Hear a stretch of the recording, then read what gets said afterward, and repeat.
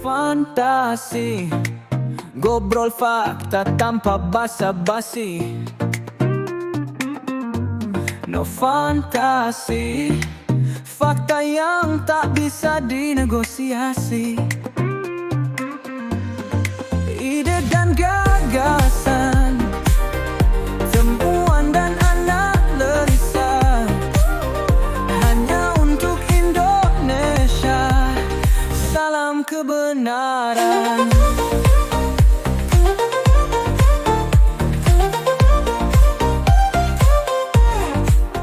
Bismillahirrahmanirrahim. Assalamualaikum warahmatullahi wabarakatuh. Sahabat Dokter Tifa dimanapun Anda berada. Jumpa kembali dengan channel yang mengantar Anda memasuki peradaban baru manusia dan insya Allah akan membekali Anda dengan keimanan, kecerdasan, dan kebenaran. Amin. Hari ini saya akan mengajak Anda untuk membahas sebuah pemikiran filosofis ya, tentang bagaimana transisi Indonesia dari negara berdaulat ke entitas korporasi global.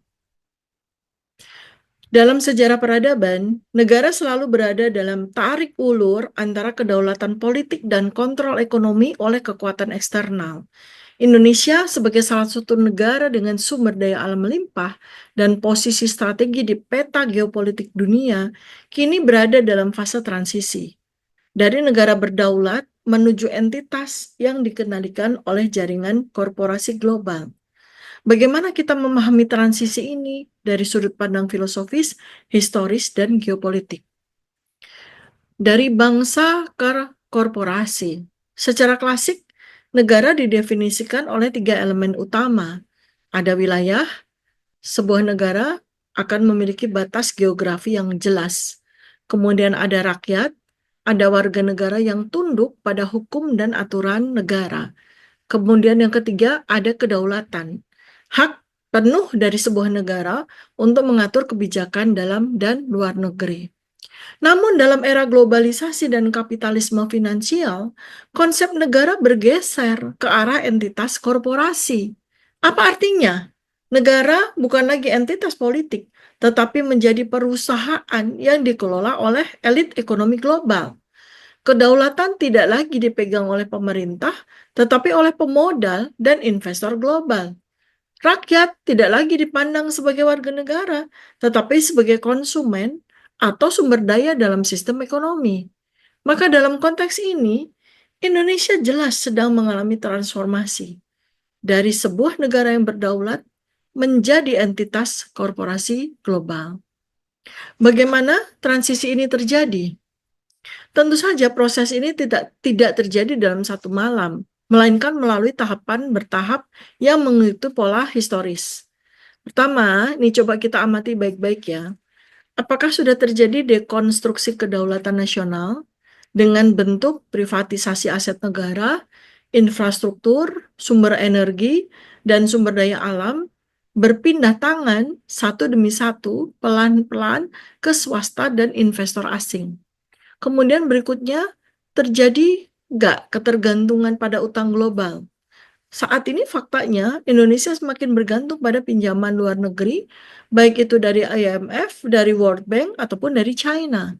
Kemudian ada intervensi kebijakan oleh lembaga global nggak terhadap kebijakan ekonomi dan politik? Apakah semakin ditentukan oleh organisasi-organisasi seperti WEF, IMF, WTO, ya? Kita bisa lihat. Nah, sekarang apa konsep korporatisasi negara? Jika negara mulai beroperasi seperti perusahaan, memasarkan aset kepada investor global, mengubah kebijakan demi menarik modal asing, menekan hak-hak rakyat demi kepentingan ekonomi global, inilah sebuah transisi negara yang berdaulat menjadi negara korporatisasi. Pergeseran dari welfare state menjadi investment state. Negara tidak lagi fokus pada kesejahteraan rakyat, tetapi lebih pada menjaga kepercayaan investor. Contoh, IKN dan Danantara lebih ditujukan untuk investor daripada untuk rakyat Indonesia sendiri. Kemudian, integrasi ke jaringan korporasi global. Sistem ekonomi digital dan cashless society sudah dan akan dibuat menjadi menyeluruh.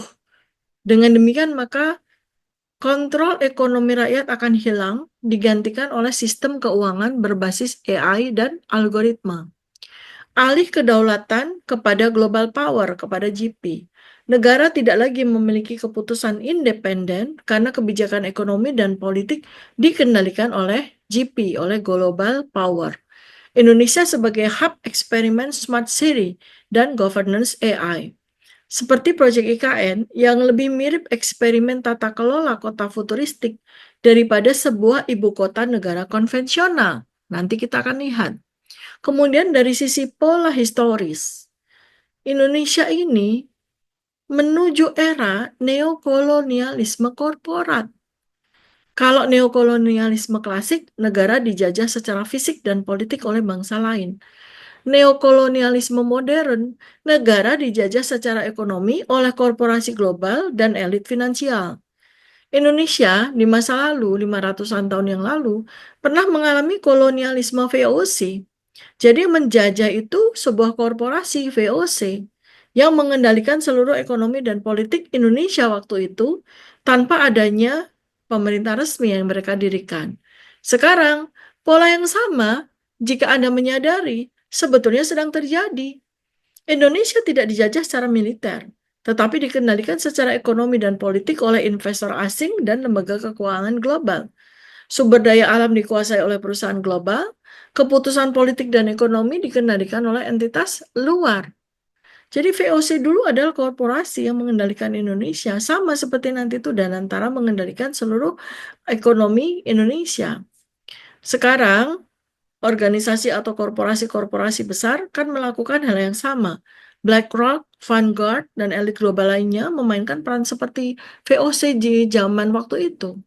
Sekarang, konsekuensinya ya, akankah Indonesia tetap berdaulat? Jika tren ini tidak diintervensi, Indonesia bisa kehilangan kedaulatan sepenuhnya dalam beberapa dekade ke depan. Beberapa kemungkinan konsekuensinya ya, hilangnya kontrol atas semua sumber daya alam. Aset strategis seperti air, pangan, energi, tanah, tambang berada di sepenuhnya tangan asing. Kemudian rakyat kehilangan hak sebagai warga negara. Mereka hanya diperlakukan sebagai user dalam ekosistem ekonomi digital yang dikendalikan oleh global power. Kemudian negara tidak lagi memiliki kemandirian ekonomi. Semua kebijakan harus menyesuaikan dengan kepentingan investor global, bukan kepentingan rakyatnya sendiri. Jadi, transisi ke sistem governance berbasis AI dan digital surveillance, dengan ini maka negara berubah menjadi perusahaan yang dikelola oleh sistem algoritma.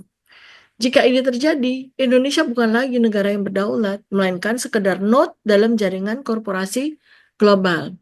Sekarang, apakah perlu melakukan sebuah perlawanan atau perlu melakukan sebuah penyelamatan?